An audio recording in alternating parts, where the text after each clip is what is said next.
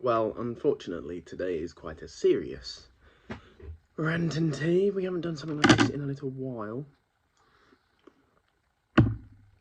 So let's get on with it.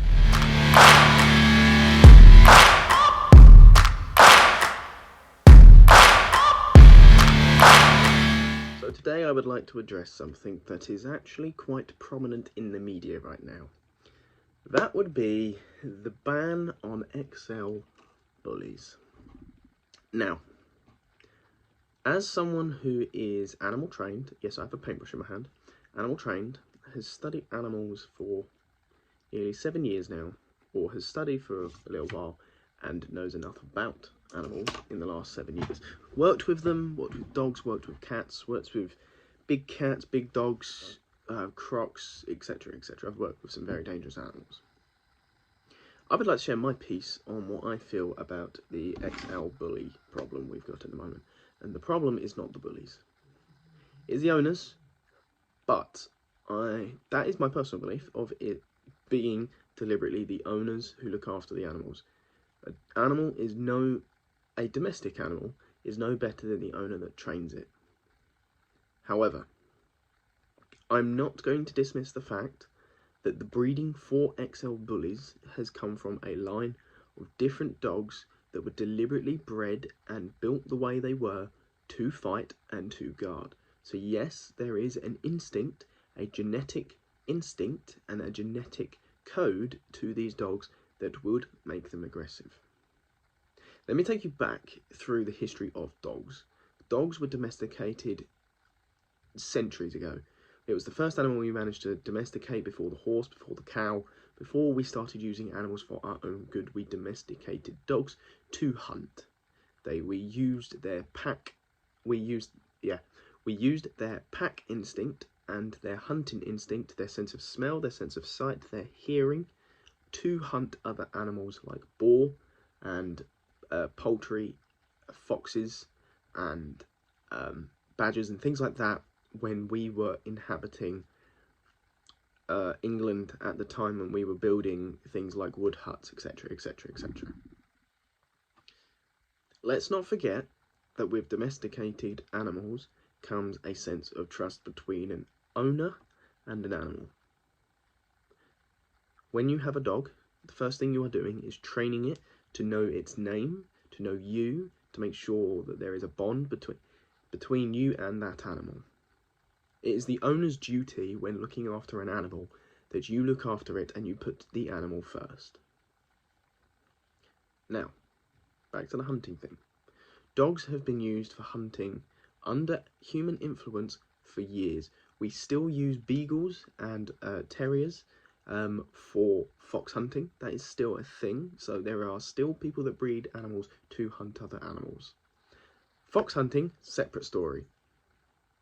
If you look at the news, there are allegations that XL bullies have been attacking humans.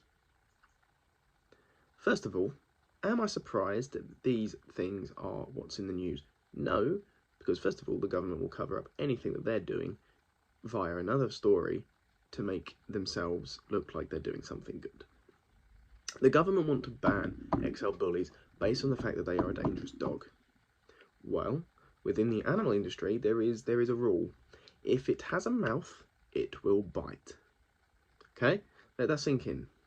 Cats can become feral. They can attack us. People own snakes. They own reptiles. They own fish. They own birds, all of which can be somewhat aggressive if led to it. There is no reason for a dog to instantly just go like this and start attacking people. There is no way that it would happen off the back of the dog unless there are two things. The owner has trained the dog to look at certain demographics, whether it's a male, whether it's the type of clothing someone are wearing, whether it's particularly women, whether it's children, whatever. The owner would have trained it to not like something, and that would have not necessarily been deliberately trained, but it could also be done by the owner's own anxieties of certain things. This can play a part in the dog's genetics. The hunting aspect, the build of the dog, and the owner capability and the owner influence on this dog can create what is known as the hunting instinct. It will hunt, it will attack something. But then we've got to look at the other side of things.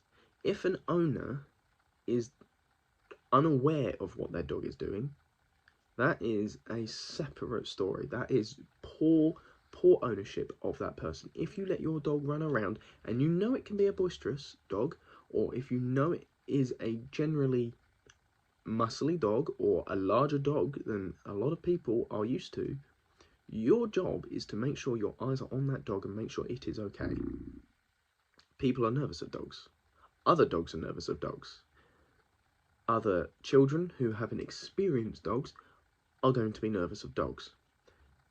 Canines and the general canid family are generally known to smell fear. They don't smell fear, but they can pick up on emotion. If someone is nervous, the hunting instinct can kick in. Like I said, it's not the bully's fault. It is the owner's fault, and that is why the ban on bullies should not go ahead, because we need to look at the bigger picture. The government are really going to sit there and allow criminals of all kinds walk the streets without being trialled, or not get enough time, depending on your opinion of what time they should do for their crime.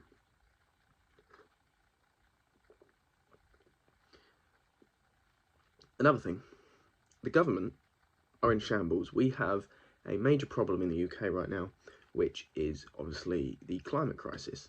Whether that is money, whether that is the environment itself, the government should be doing better things on this. And that is one of my biggest pet peeves, is that they're looking at simple things that can be put down to absolutely nothing. Yes, a dog has attacked someone. And yet you're more worried about banning a dog that is presumed to be a dangerous dog over keeping criminals on the streets, other than making sure that potholes are filled in on our roads, making sure that our livable capabilities are livable, which they're not. So my message here is, and my rant is, the government should be doing far better on this topic. They should be looking at this with specialists and with dog behaviourists and animal workers, not on their own back. They should be looking at this from an actual point of view that makes sense. As you can tell, I am very, very passionate about this. But yes, there we go. That is today's Rant and Tea. So keep ranting, drink some tea, and if you agree with any of my points, please subscribe. Please put peas in the comments. No, please don't put peas in the comments. You can put peas in the comments if you really want to. Please comment down below your opinions on this matter. I would really like to see how people are feeling about this topic. I am really interested, and I have just spilled my tea all down me, so that's great. But yes, keep ranting, drink some tea, have a good week. We'll see you guys.